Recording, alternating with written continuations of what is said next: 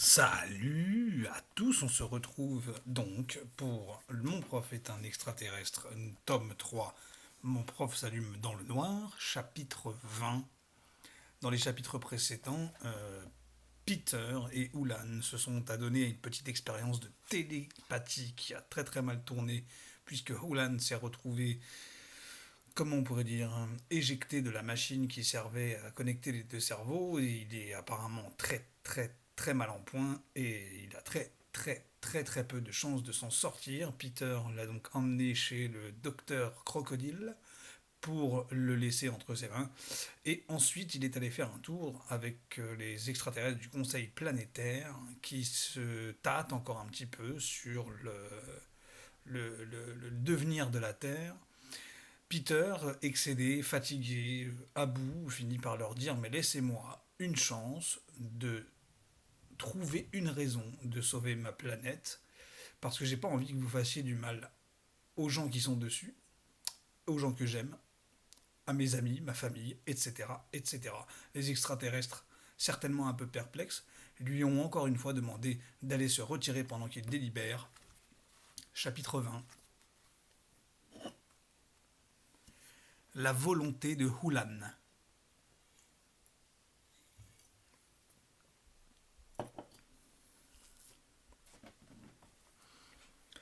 Je ne pris pas la peine de programmer le propulseur car je me disais que les extraterrestres m'avaient probablement expédié là où ils voulaient. Tout étonné, je me retrouvais dans le cabinet de Crocodoc. Hulan était toujours étendu sur la table d'opération, plus raide que jamais, et luisant d'un éclat à peine perceptible. Comment va-t-il chuchotai-je. Pas bien, répondit Crocodoc. Je restai un moment à contempler mon ami, mon professeur. Je peux faire quelque chose pour lui? Non, répondit Crocodoc. Je dois m'absenter un instant, dis-je, je vais revenir. Je traversai silencieusement la pièce et demandai au MIG de me renvoyer à la salle de communication où j'avais établi mon premier contact avec Duncan. Puis je franchis le mur, tout en me sentant un peu coupable d'abandonner Hulan, même si je savais que ma présence à ses côtés était inutile. Que lui était-il arrivé lorsqu'il avait tenté de se lier mentalement à moi? Avais-je une quelconque responsabilité dans le choc qu'il venait de subir? Mon cerveau d'humain renfermait-il à mon insu quelque chose de terriblement destructeur? Une fois dans la salle de communication, il me fallut un moment pour renouer le contact avec Duncan. Je me demandais s'il se trouvait toujours dans son champ de force. Notre entretien précédent ne remontait qu'à 2 heures de mon temps, mais le vaisseau avait effectué depuis un autre saut dans l'espace. Combien de jours s'était-il écoulé sur la Terre?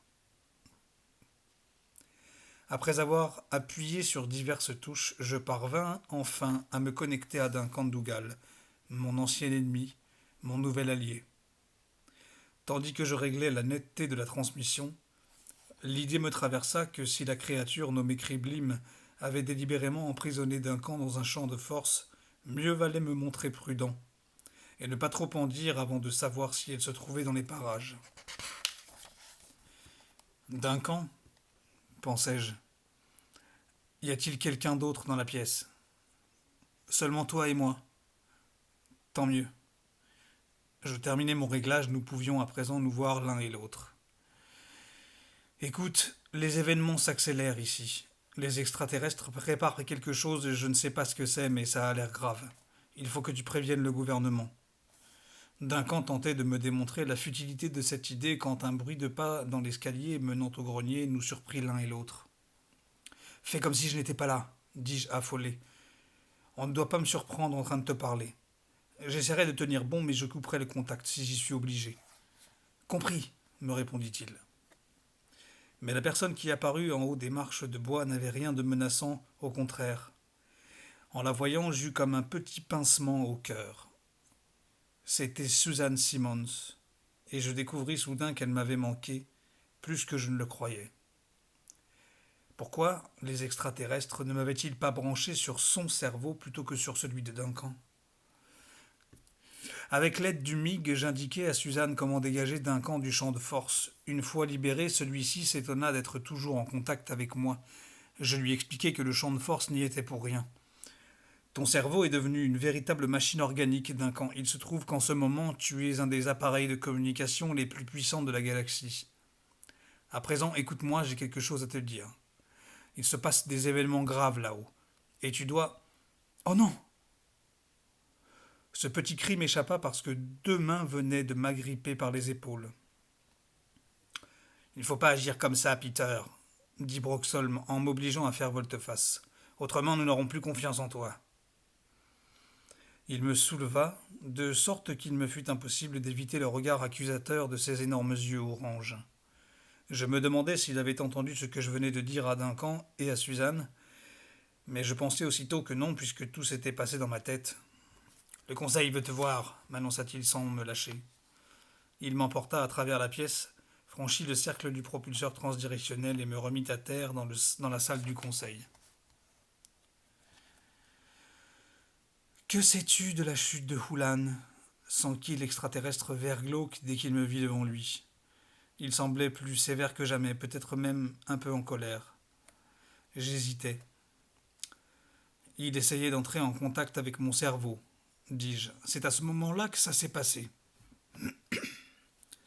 Les autres membres du conseil s'agitèrent. Hulan était un pauvre fou, marmonna l'individu aux tentacules pourpres. La révolte éclata en moi. J'en avais assez de leur puissance, de leur supériorité, de leurs grands airs de seigneur. J'aimais Hulan, il s'était montré bon et prévenant envers moi, il m'avait enseigné un tas de choses. Vous n'avez pas le droit de dire ça, m'exclamai-je en me ruant sur l'extraterrestre. Je suppose que ce n'était pas la meilleure façon de montrer comment les terriens gardent leur sang-froid, mais je m'en moquais. Le problème, c'est que je courus littéralement à travers lui, sans le toucher. Je m'arrêtai et me retournai et clignai des yeux de surprise. Je revins vers l'extraterrestre et balançai mon poing en avant. Il traversa de nouveau son corps pourpre. Broxholm, m'étranglai-je, qu'est-ce que ça signifie? Tu croyais vraiment que les principaux représentants du Conseil interplanétaire, les maîtres de la galaxie, étaient ici en personne? S'étonna-t-il. Son nez frétilla, les images des 8 autres extraterrestres réagirent par leurs différentes formes de rire. Nous nous réunissons en général par projection holographique, expliqua un extraterrestre rougeâtre qui ressemblait à un monceau d'algues mouvantes. C'est plus pratique, car cela nous permet de rester sur nos propres planètes tout en gardant le contact entre nous, et nous pouvons ainsi tenir nos réunions chaque fois que nous le voulons. Quant à ta défense de Hulan, intervint l'extraterrestre pourpre que j'avais tenté d'assommer, elle témoigne d'une émotion très touchante, même si ta façon de l'exprimer est déplorable. Et tout à fait typique de ton espèce. Pendant un moment, j'eus l'affreux pressentiment qu'ils allaient faire sauter ma planète uniquement parce que je m'étais mis en colère. Toutefois, tu te trompes sur nos relations avec ton mentor. Hulan était autrefois membre de ce conseil. Il a choisi de donner sa démission afin de poursuivre d'autres intérêts. Nous avons le plus grand respect pour lui. Nous pensons simplement qu'il est un peu fou et très obstiné. Il nous a envoyé un message, murmura l'ombre. Hélas, je crains que ce ne soit le dernier que nous recevions jamais de lui. Ma gorge se noua. Était-ce le fait d'entrer en contact avec mon cerveau qui l'avait tué? Les humains représentaient-ils à ce point un danger? Toujours aussi pessimiste, objecta Algue rougeâtre. Hulan peut encore revenir parmi nous. Peut-être, peut-être pas, répondit l'ombre. Toutefois, même si je suis favorable à la destruction de la Terre, comme vous le savez tous, j'accepte volontiers de retarder cette destruction pour satisfaire la dernière volonté de Hulan. Et quelle est cette dernière volonté? Demandai-je d'une voix tremblante.